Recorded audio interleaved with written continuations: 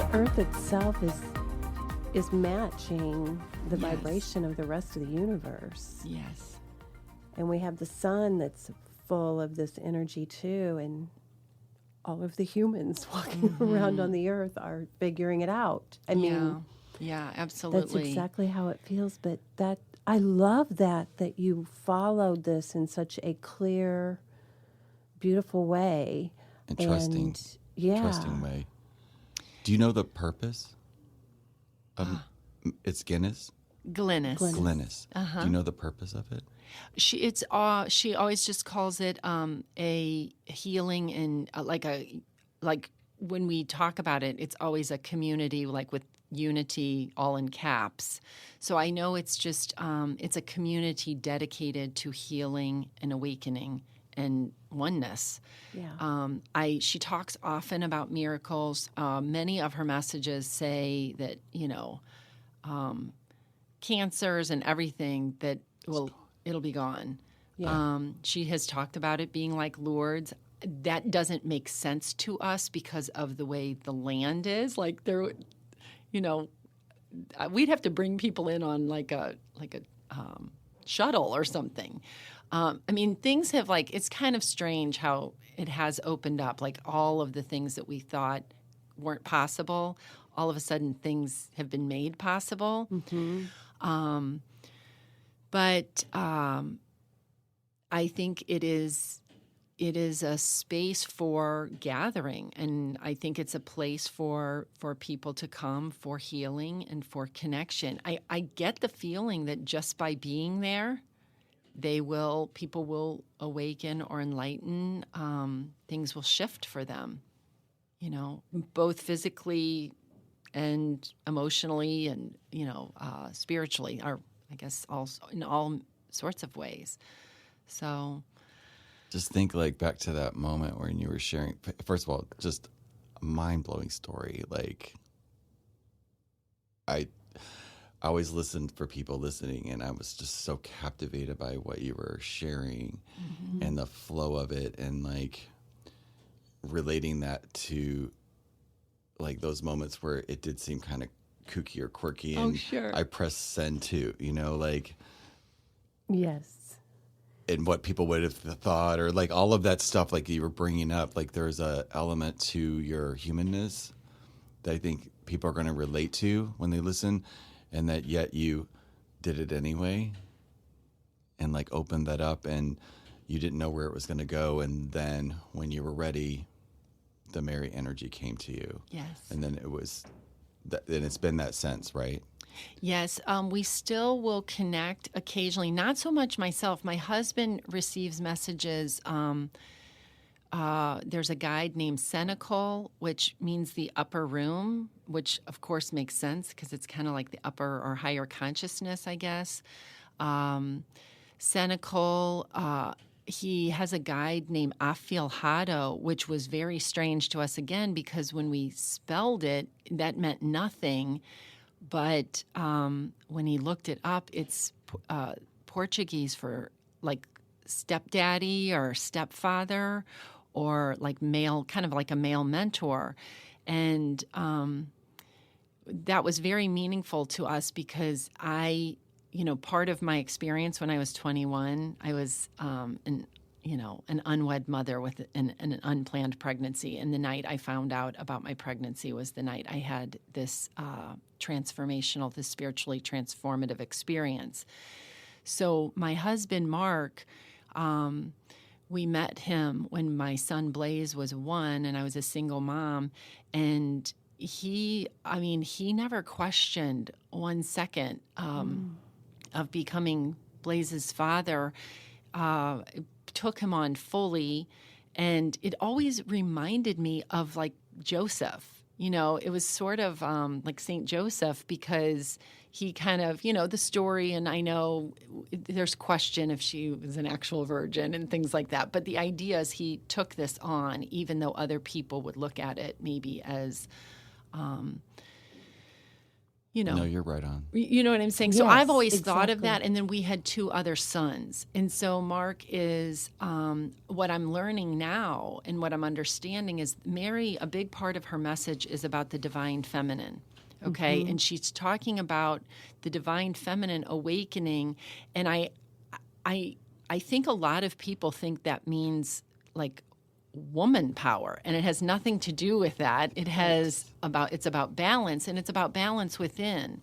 And so a lot of my Mark's messages and my son's messages are about this connecting to the divine feminine within, and they are actually, the males are the place where this will really occur. It's not about women taking over. It's about creating that balance, and for men to discover that balance within them, and to bring more of the nurturing and the love and the unity or connecting ideas forward.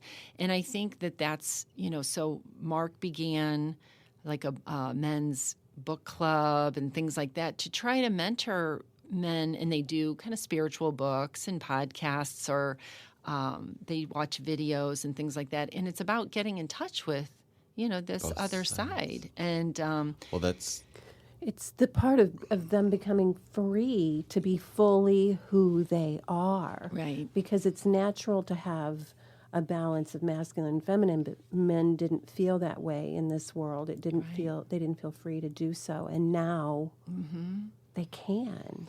Yeah, so she speaks a lot about that. I imagine some of the listeners will wonder about, well, is this really Blessed Mary? Because she only refers to herself as Mary, Lady of Light. Okay. And so I asked her once, I said, people are asking that.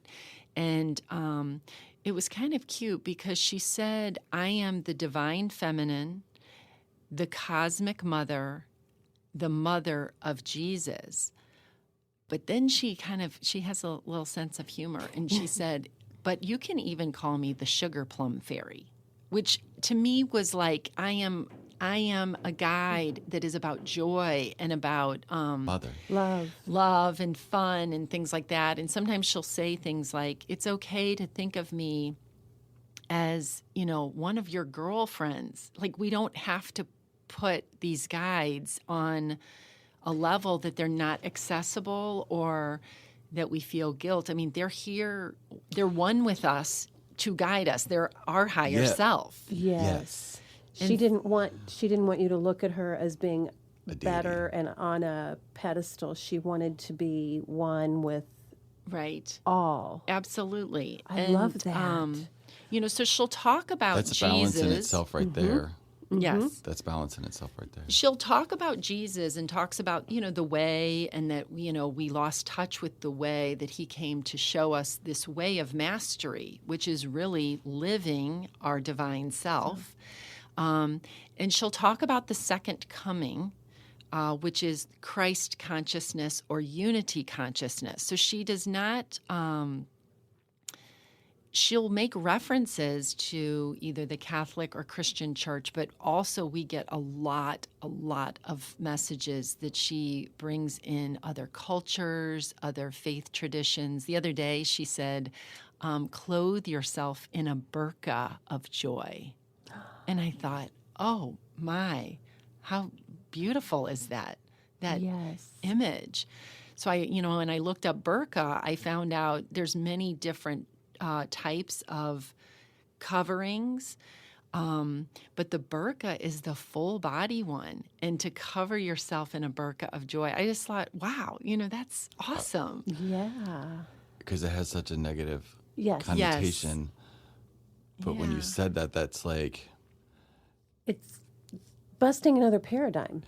I mean, she's full of busting the paradigms that we have created here because on that the makes, earth. that's that a just lot. covering, that's joy. Like, Right.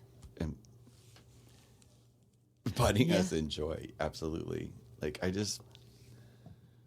oh my God, this is like amazing. Yeah, it's really, it's just been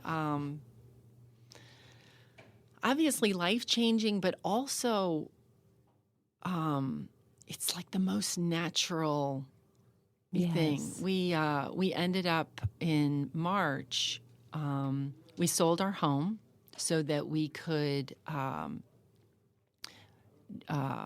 we could purchase the property while we were living in our home, but we couldn't build the property. We can, so we are now renting, and it was, a lot of people were like, "Wait, what? You're like selling your house?" And and it was sort of like, absolutely, Because you're going to live there. Yeah. yes, but also, we trust that what we're being told is true, because everything else, and I think that was part of like maybe why when I had the experience 31 years ago, I was given two kind of, I guess, not pieces of advice, but two basic tenets to live on, okay? Because my life was I was in a very destructive phase of my life. I had not dealt with some earlier trauma. Even though I had a great childhood and family, there was some trauma from earlier that I had kind of turned against myself. So for about 8 years, I was not living, in alignment, and really probably self-abusing is what I would say. And that night when I had the experience, two things were basically downloaded into me. And I began living from those principles, and my life changed so quickly and so dramatically. And I still live with those every single day. And I learned that I don't really want to be in charge of, I don't want my ego self, my fearful self, to be in charge of my life. I don't want that. I don't want to listen to that side of me. I want to listen to the side of me that is connected, that is that higher dimension, that is an awareness of unity and the divine and all that offers. And it was very dramatic how it changed my life. And I think I was given probably that experience so that I would trust when this happened. There was really no way to say no. And when I say that, yes, of course, we have free will. And we have hesitated and things like that. But to align your will with something like that, I will say to you, the last year and a half has been miraculous for my husband and I. Healings for illnesses that have come, all sorts of kind of, pretty wild things. And it's been miraculous and magical. The only negative parts are our own doubt and fear. But nothing bad's happened. Which aren't real. Right. Yeah. Right. So we just work daily to try to sort of overcome those, to choose again, and to follow this That'll direction. fall off of you. I feel it. Yeah. That part will just fall off. Another thing that came to me when you were talking earlier about the man in France. Yes. He spoke French, you spoke English, but you had a conversation Yes. How did for that an happen? hour. For me, that feels like she was showing you, or the divine was showing you, that anything's possible. Right. If you can do this, why can't you do this or Yes. these other things that don't look possible at the property? But I just thought that was so profound that It spoke to us about communication as well, Yes. that even though you feel like you can't communicate, and whether that be like, there's a lot of people that think they can't have these experiences, or they can pray one way, but they don't Right. receive. To me, it was a full message about communication. Just we don't have to understand it, that our Yes. The heart... telepathy part. Yes, Yes. our heart will receive. And it was something that occurred in this physical world, but it had symbolism and meaning beyond. And so it was a really amazing encounter. Like I said, we kind of were like, what just happened? And we were just talking about the church and the mosaics and the different scenes and the different things. This man it wasn't like a profound necessarily conversation per se. It was very lovely and fun, but it just showed us, oh my goodness, You wouldn't have thought that was possible when you walked Correct. in. Correct.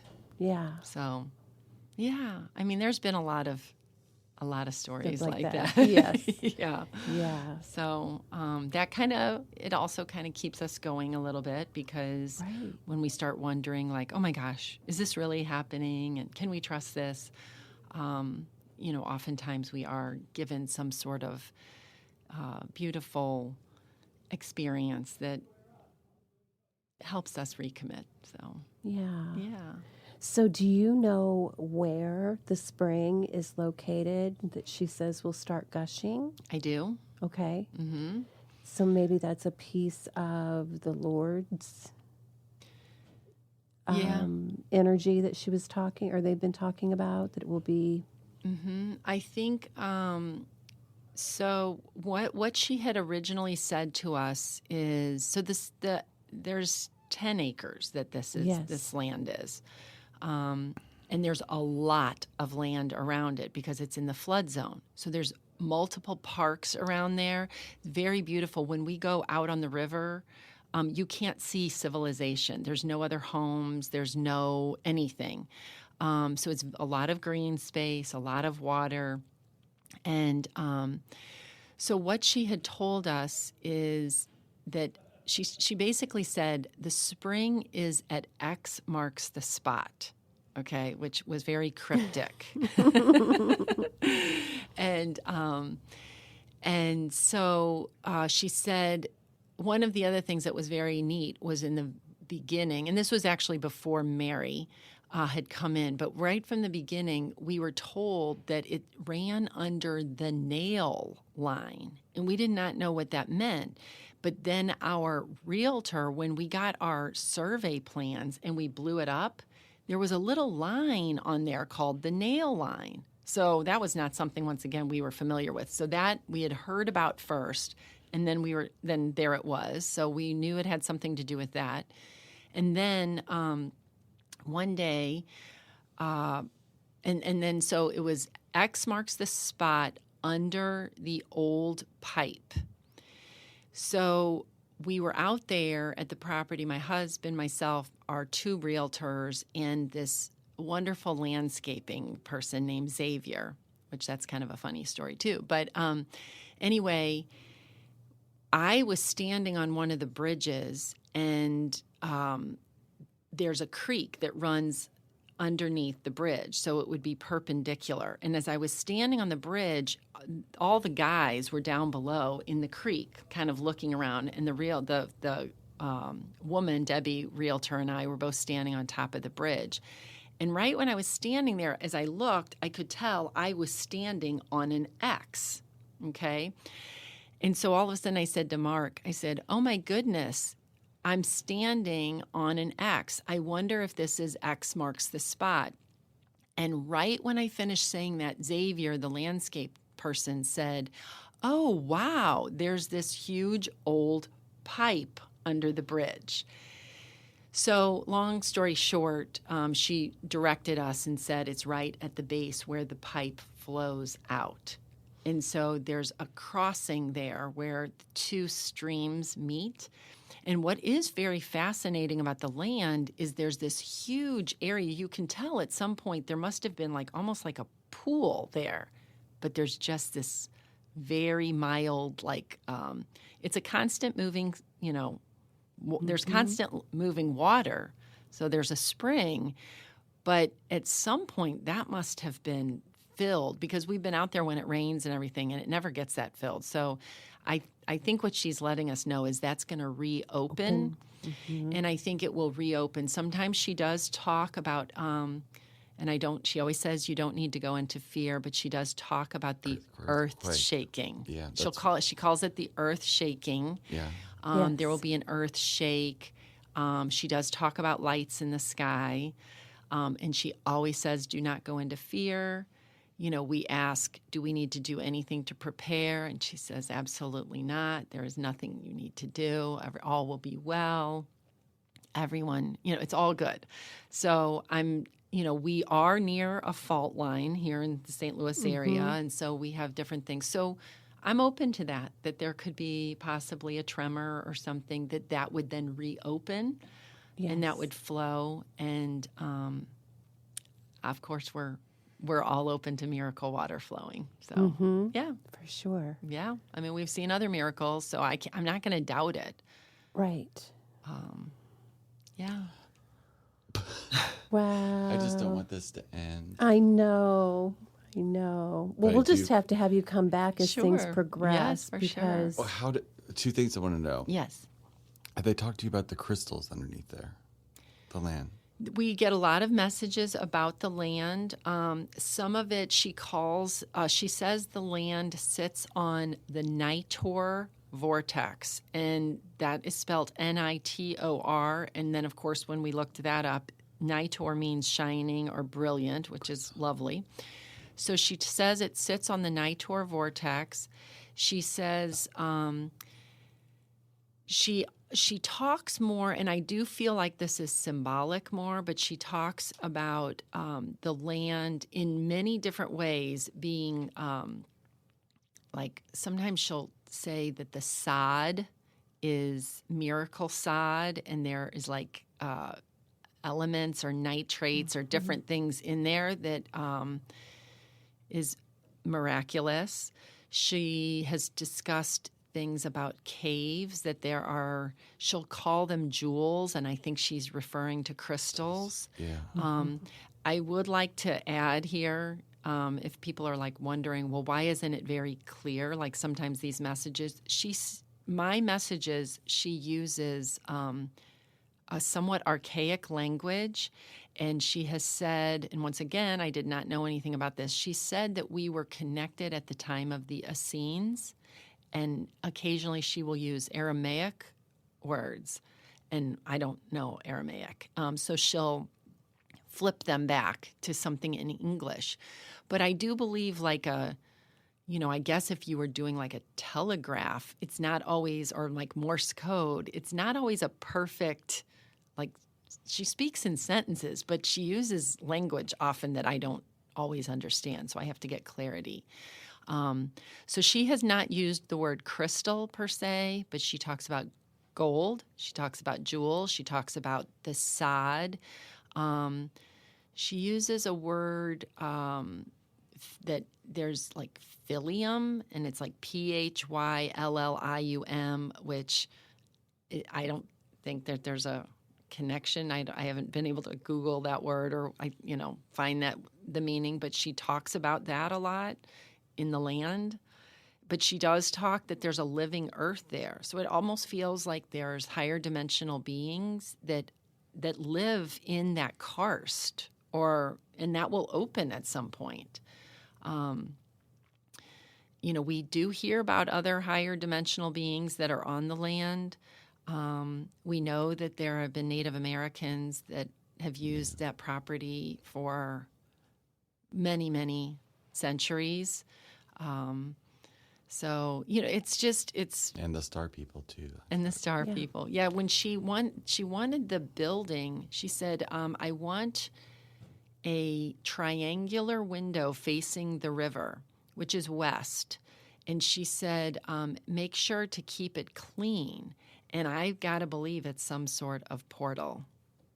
Yeah. So, I And know. And the last, how this all started with you, the channeling thing. Like, Yes. so do you teach that now, or like, how do you share that with other people, or you say go click on the $22 thing? I am happy to share the website. It is not my it is not my offering. Is so she still, it's still up? The It website's is still up. Oh, Mm-hmm. and I've met her. So her name is Suzanne Spooner. She is a Thank you, Suzanne. Yeah. quantum healing hypnosis practitioner that lives in Des Moines, Iowa.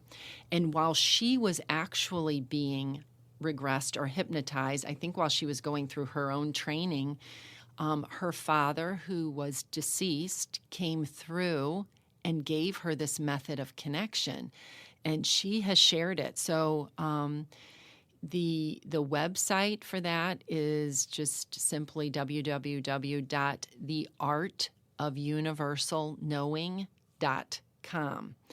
And they call it talk for short, which is TAUK, The Art of Universal Knowing. But you can go on there. She just has the some short videos about how to connect with it, how to do the channeling. So what Mark and I have, we said from the beginning, anybody that wants to do that and anyone that needs help with it, we will help free of charge for sure. Like, we don't charge to spend time with people that want to do that. But there are people now that are writing books through this method, other people whose gifts, they've had intuitive gifts that have opened. They don't even need the talk process anymore. There's a lot of people that are getting messages about many things. I love it when people, they'll text me or call me and be like, hey, I got a random message about Glynis today. And it usually connects on the same day with the same messages we've gotten. That's, once again, evidential. And evidence is very important. It wires, right? Absolutely. It causes the wiring. Yeah, and I'm a big believer. I would not just be sitting here and talking from my own just experience. I want things that are evidential, that other people can see and other people can actually experience themselves. I don't want anybody to believe me or tap into what I'm doing. Because what I know is everybody's being called. Yes. To this awakening and to this same kind of service. It might look different. Believe me, I don't think everybody has to go buy a 10-acre property and put up a healing house. But I do think every person has a purpose that will serve unity and healing and this higher awareness, this higher consciousness, this higher dimension. And I think it's exciting and beautiful. And I think it's what people have been looking for. They feel unfulfilled and they feel disconnected. And here we go. yeah, Yes, for sure. Here we go. absolutely. You're right. Thank you so much. This is just the beginning. Like, we're going to keep continuing. This is just beautiful. And like, I'm so excited for the people that get to listen to this, Yes. and like Yes. how this, I'll share with you after we get done, but like, this really related to me a lot too, like Wonderful. on something that happened in my life recently that makes total sense right now. Yep. Yeah. That did not make sense to me before. Oh. So I know that that's happening to people that listen to this, and yeah, thank you so you. much. It's such a Absolutely. blessing, and like, really grateful on the day before Thanksgiving. Yes. Beautiful way Thank to take you. something. Thank you. Thank you. Well, Thank thank you you, both Meg. for having me. It's And wonderful. thank you guys for listening, and we will see you on the next one. Yes. Bye, guys. Thank you.